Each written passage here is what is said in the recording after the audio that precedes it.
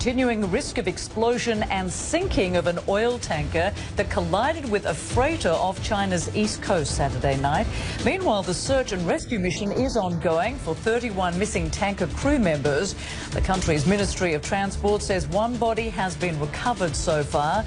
The tanker was carrying 136,000 tons of oil when the accident happened. No word on the cause yet in terms of how these two ships managed to collide Saturday night. This was an Iranian oil tanker and a Chinese grain ship colliding. Of course, the immediate concern was for those missing crew members. 32 crew members from that Iranian oil tanker were missing, with the Ministry of Foreign Affairs here in China confirming that one body has been found so far. The immediate concern is going to be the search and the search operations for those 31 sailors, those crewmen that still are missing at this point. A difficult task, given that there is a fire on board that tanker that's spraying a lot of smoke up into the air. These are very cold waters where these two ships collided, and so the rescuers certainly have a very difficult mission ahead of them, trying to find those missing crewmen. If that's the immediate concern, though, the flip side of that will be the potential environmental impact. I mentioned that fire on board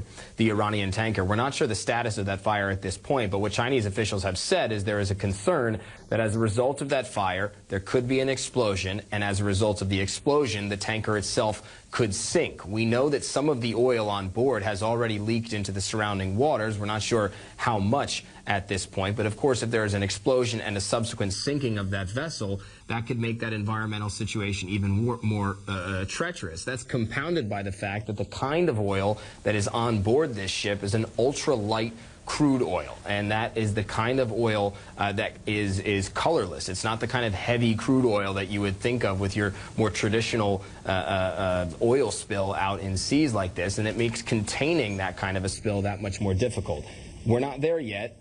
As far as we know, there hasn't been an explosion on board. The ship is still floating at this point, but that is the concern for officials moving forward, the remaining crew that are missing and the potential environmental catastrophe that could occur.